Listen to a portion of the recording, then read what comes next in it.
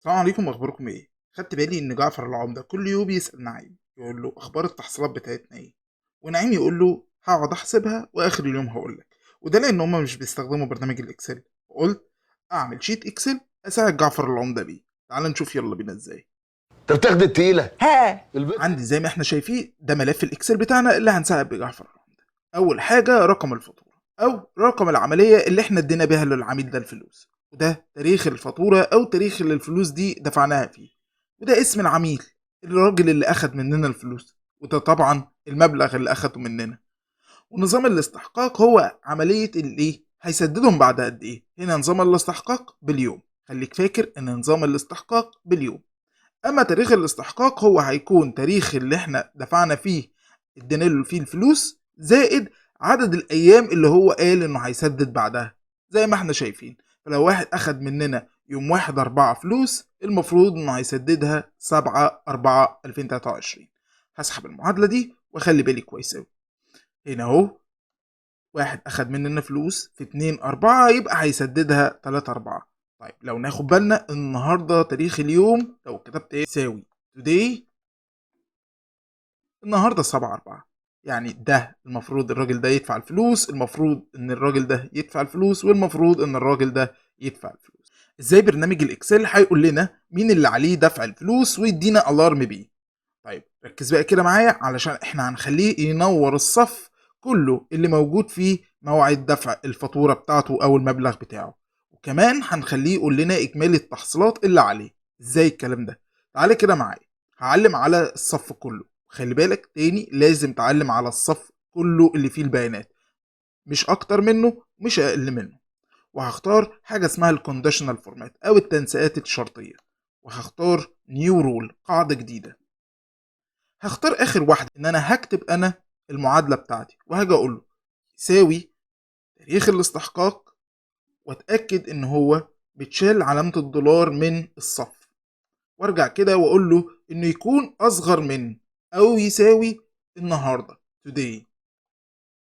ومنساش افتح القوس واقفل القوس بعد كلمه today علشان يفهم ان دي معادله.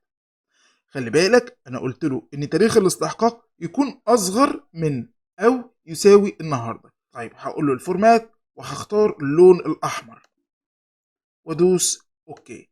كده هو هيلون لي الصف كله بالاحمر. تعالى كده ندوس اوكي. ليه الراجل دوت بقى لونه احمر؟ علشان تاريخ اليوم بتاعه هو مساوي لتاريخ النهارده. طب انا هخليها 5 ايام.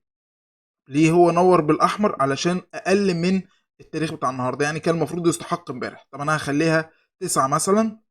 شال اللون الاحمر لان تاريخ الاستحقاق بتاعه لسه ما جاش عليه الميعاد 10/4. طيب هرجعها تاني، هعلم على الشريط كله او الصف كله واخد الفورمات بينتر، وده هينقل معايا الكونديشنال فورمات لكل السيلز التانية. لاحظ معايا ان هو لون لي دول بس. طيب ده المفروض تاريخ استحقاقه يوم 9/4 اهو. طب لو انا ضفت واحد بس، لاحظ انه هيزود اللون الاحمر. لو انا كنسلت او عملت اندو هيرجع تاني في العمل بتاعه. طيب كده انا خليته ينور لي. كده المفروض ان نعيم بقى عارف ان المفروض سعيد ومحمود فتح الله ومحمد رمضان المفروض عليهم المبالغ دي.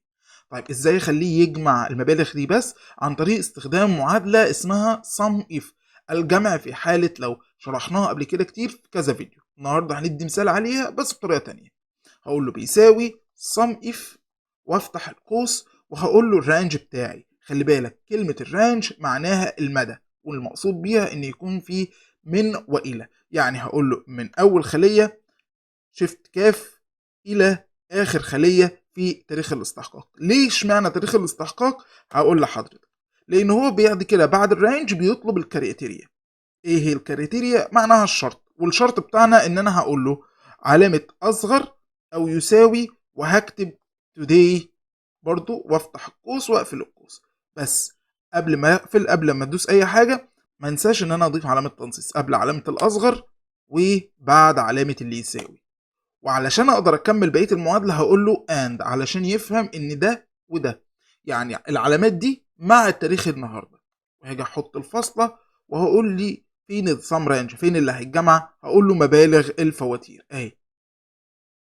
هقفل القوس وادوس انتر، اوتوماتيك هيقول لي 650 اللي هما ال100 وال150 وال400.